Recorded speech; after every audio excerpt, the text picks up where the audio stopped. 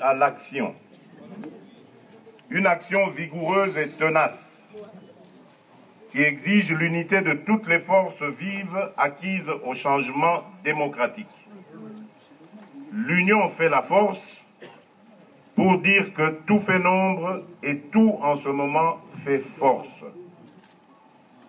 Le régime en place a fait de notre pays non seulement une vaste prison à ciel ouvert, mais aussi un mouroir et un tombeau aux profondeurs abyssales.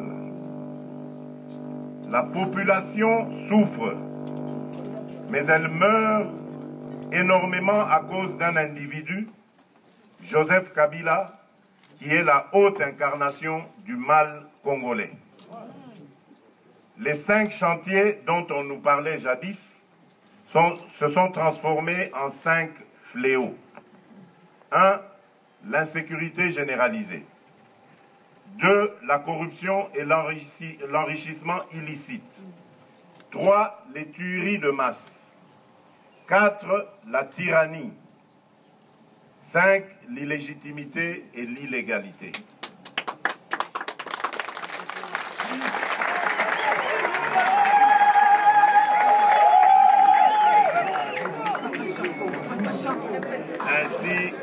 Ainsi va le bilan des 17 ans de pouvoir kabiliste. La République démocratique du Congo paraît bien comme un patrimoine dont Joseph Kabila seul détient le certificat d'enregistrement en tant que propriétaire. Et sur cette base, il a décidé que les Congolais n'ont pas droit à des élections pour se choisir notamment un président de la République. Il a décidé que ses partisans exceptés en tant que propriétaires. Et sur cette base, il a décidé que les Congolais n'ont pas droit à des élections pour se choisir notamment un président de la République. Il a décidé que ses partisans exceptés, aucun Congolais n'a le droit d'exprimer ses opinions, encore moins de manifester sans s'exposer à aller grossir encore davantage le nombre, il est vrai, chaque jour croissant, des prisonniers ou des exilés politiques. Il a décidé que, puisque cela lui déplaît, le chef historique de l'opposition congolaise, Étienne Tshisekedi Wamulumba d'heureuse mémoire, n'a pas le droit de reposer en paix sous la terre de ses ancêtres. Il a décidé qu'étant donné que la République démocratique du Congo est sa propriété privée, seul lui, Joseph Kabila, et sa famille pouvaient y vivre décemment.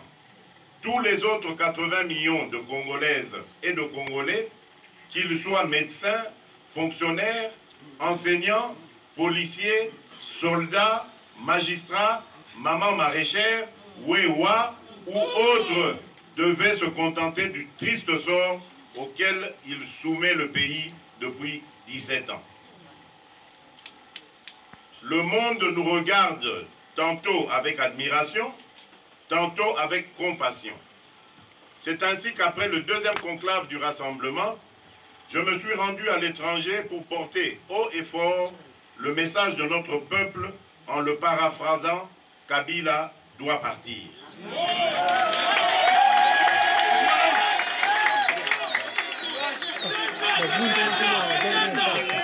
Pour s'éterniser au pouvoir, Joseph Kabila est prêt à tout. Dans son plan machiavélique, non sans cynisme avéré, il continue de multiplier les artifices et subterfuges de toutes sortes et n'hésite pas à utiliser des moyens qui heurtent la conscience humaine, comme l'ouverture des foyers d'insécurité, notamment dans le Kasaï, où l'on déplore des massacres et autres crimes ignobles dont sont victimes les civils, parmi lesquels les 2 experts des Nations Unies. De surcroît, l'insécurité généralisée qui règne sur l'ensemble du territoire est marquée par notamment la persistance des violences dans l'est du pays, la recrudescence du phénomène kidnapping au nord Kivu, les vols à main armée et les enlèvements dans la ville de Kinshasa, ainsi que des tueries à l'est du pays, et ce, dans l'indifférence complice de Joseph Kabila. Sa CENI a déjà mis en branle la machine à tricher par le système de préencodage dans certains centres d'enrôlement du pays. À ce sujet, un individu venant de Lusambo, détenteur sans titre ni droit de plus d'1 millier de cartes d'électeurs, a été appréhendé le dimanche 20 août 2017 à l'aéroport de Bipemba à Mbujimaï. La CENI demeure ainsi le vecteur principal du dévoiement de notre processus électoral pendant que sa sœur siamoise, la Cour constitutionnelle, se charge du tripatouillage de la Constitution pour légaliser les fraudes électorales et le projet de référendum constitutionnel de Joseph Kabila. Au cours de mon périple euro-américain, j'ai eu des entretiens respectivement au ministère des Affaires étrangères belge, au Quai d'Orsay en France et au département d'État aux États-Unis d'Amérique. Que la communauté internationale qui a toujours été aux côtés du peuple congolais au grand tournant de son histoire et qui nous a assuré de son accompagnement vers une alternance démocratique, au plus tard le 31 décembre 2017, trouve ici l'expression de toute notre reconnaissance.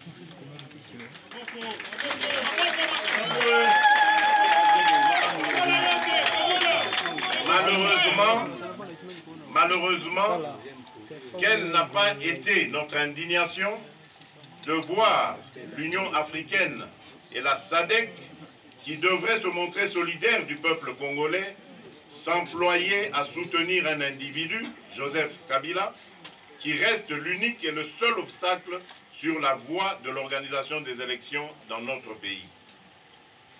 Les conditions de vie de nos concitoyens se dégradent de façon inquiétante pendant que le franc congolais, l'un des attributs de souveraineté nationale, ne cesse de perdre sa valeur par rapport au dollar américain, entraînant l'augmentation continuelle des prix des denrées alimentaires de base et des transports, pendant que les réserves de change, devenues quasiment nulles, constituent une menace pour l'importation des biens de première nécessité, notamment le carburant, dont l'approvisionnement à la pompe est déjà compromis. Avec un crédit ébranlé et se trouvant quasiment dans une situation de cessation de paiement, l'État congolais court tout droit vers une faillite qui risque d'être durable. Dans ces conditions, les salaires des fonctionnaires et agents de l'État sont impayés, l'activité économique tourne au ralenti, condamnant la majorité écrasante des Congolais à vivre dans une misère indescriptible. Mesdames et messieurs de la presse, dans sa farouche détermination, Joseph Kabila tente de réduire au silence des millions de Congolais qui, partout dans le pays, ne cessent d'exprimer leur rejet à l'endroit d'un président devenu illégitime et illégal depuis le 19 décembre 2016, date de la fin de son second et dernier mandat. En effet, prenant appui sur ses bras répressifs lourdement armés, ce dimanche 3 septembre 2017, Joseph Kabila a non seulement empêché la tenue du meeting du rassemblement, mais encore a réprimé dans le sang des milliers de Congolais venus me réserver leur massif et chaleureux accueil. Que le peuple quinois trouve ici l'expression de toute ma gratitude. Je garde une pensée attristée et j'éprouve une vive compassion pour ceux de nos compatriotes qui ont été victimes de cette répression aveugle des forces de Joseph Kabila. Je n'oublie pas ceux qui sont injustement détenus et privés de liberté pour des raisons politiques et d'opinion, dont j'exige une libération immédiate, notamment Eugène Diomi Ndongala, Jean-Claude Mouyambo, Franck Diongo, Jean-Baptiste Kassekwa, Sephora Bidoya, Saa Sita, 8 Moulongo, ainsi que les combattants de l'UDPS, de l'ESID, du MSR, de l'UNAFEC et d'autres partis politiques. J'exige avec force le retour sans condition et en toute sécurité des exilés politiques dont Moïse Katumbi Chapwe, Antipas Moussa Nyamwisi et l'arrêt des procès à motivation politique.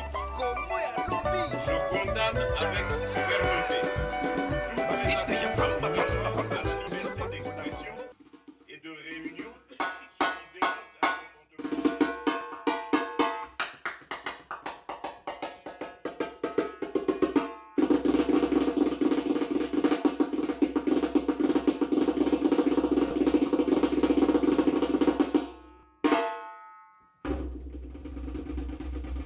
Félix Ngindu, naza kosenga na bino ba Congolais nyonso tout. Ya partout bozali na monde, bo supporter JBS, le mannequin du média. Congo ya lobby. Hein? Congo ya lobby. Kanga basiti na bango ya bafumi batika Congo ya lobby et soit ya place. Non, toza na terrain quoi.